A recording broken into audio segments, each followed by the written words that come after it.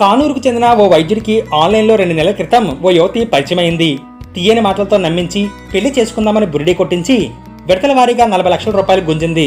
తర్వాత నుంచి ఉష్ గుప్చుప్ అని ఫోన్ స్విచ్ ఆఫ్ చేసింది. నూజివీడికి చెందిన ఓ యువకుడు చైనాలో ఉద్యోగం చేస్తున్నారు. ఆన్లైన్లో పరిచయమైన యువతి కార్పొరేట్ స్కూల్లో చదివానని, భవానీపురంలో ఉంటానని పరిచయం చేసుకుంది. వివాహం చేసుకుందామంటూ చాటింగ్ చేసి 38 లక్షల రూపాయలు తన ఖాతాకు మళ్లించుకుని మాయమైపోయింది. ఇంటర్నెట్లో వివిధ రూపాల్లో పరిచయం పెంచుకుంటున్న యువతులు అమాయకులకు వలవేసి లక్షలు గుంజేస్తున్నారు. విజయవాడకు సమీపంలో 2 యువకులను ఒకే తరహా మోసం చేశారు. ధనవంతులను లక్ష్యంగా చేసుకుని సరికొత్త రూపంలో జరుగుతున్న ఈ నేరాలు విజయవాడ నగరవాసులను భయాందోళనకు గురిచేస్తున్నాయి. ఆన్లైన్లో పరిచయమైన యువతులు మాయమాటలతో మభ్యపరుస్తున్నారు. 2-3 నెలల పాటు మాట్లాడతారు. కుటుంబ వ్యవహారాలు, సమాచారం తెలియజేస్తారు. తర్వాత నెమ్మదిగా మీరే లోకమన్నట్లు వ్యవహరిస్తారు. ఇద్దరం కలిసి వ్యాపారం చేద్దామని నమ్మిస్తారు. తర్వాత నుంచి పెట్టుబడుల పేరుతో డబ్బులు వసూలు చేస్తారు.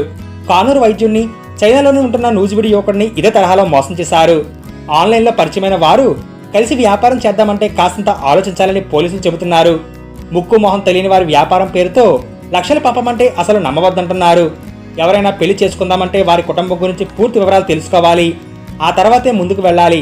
పెళ్లికి ముందే వ్యాపారాల పేరుతో అపరిచితులు నమ్మి మోసపోవద్దని హెచ్చరిస్తున్నారు. సైబర్ నేరగాళ్లు ధనవంతుల వివరాలను ముందుగానే సేకరించి ఈ తరహా మోసాలకు పాల్పడుతున్నారని చెబుతున్నారు. ఒక్కోసారి పురుషులే మహిళల వాయిస్ చేంజర్తో గొంతు మార్చి మాట్లాడుతుంటారని, ఇతరుల ఫోటోలను తమ ఫోటోలుగా నమ్మించి మోసం చేస్తారని, ఇలాంటి వారితో అప్రమత్తంగా ఉండాలని పోలీసులు కోరుతున్నారు.